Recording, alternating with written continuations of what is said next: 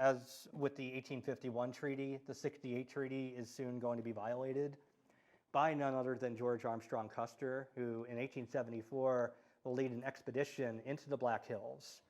In this expedition, he not only discovers, of course, buffalo, but also gold reserves. And mind you, we're coming off of the California gold rush. So now that the Black Hills, a territory that had been set aside for in perpetuity for the Sioux people, has now been discovered to have gold, do you think any aspect of that treaty is going to be recognized? And of course, Custer is going to help the settlers in finding their pathways into the best access to the gold fields. War is soon brewing as a result, and we end up seeing the onset of yet another major gold rush. And just as with the California gold rush, which was equally destructive to the indigenous peoples of California, California had an indigenous population of nearly 300,000 before the gold rush, and it is utterly decimated in a matter of decades afterward.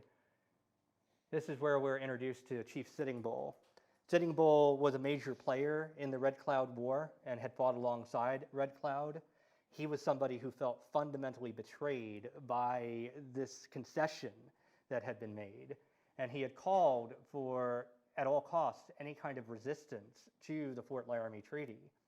He also promised to his supporters and soldiers that he had seen a vision of American soldiers seemingly falling from their encampment like stars from the sky.